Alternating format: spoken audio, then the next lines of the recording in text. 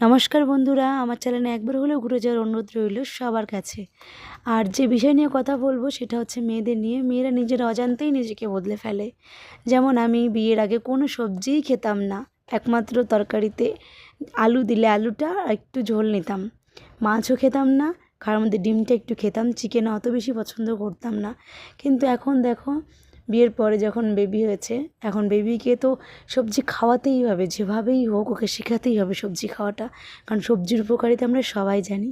ওকে সবজি খাওয়ানো শেখাতে শেখাতে নিজেই কখন শিখে গেছি বুঝি না। আগে কোনো সবজিই খেতাম না, এখন সমস্ত রকমের সবজি একটু একটু একটু একটু করে খাওয়াতে খাওয়াতে আমি নিজেই খেতে শিখে গেছি। বেশ ভালোই লাগে। আগে ভাবতাম মা কী করে এত সবজি খায়, এখন ভাবছি আমার বাচ্চাও হয়তো ভাববে আমার মা কী করে এত সবজি খায়। তো যাই হোক, আমি খাওয়া দাওয়া করে আমার বেবি ঘুম থেকে উঠে গেছে, তো ওকে খাওয়াতে নিয়ে গেছি বাইরে।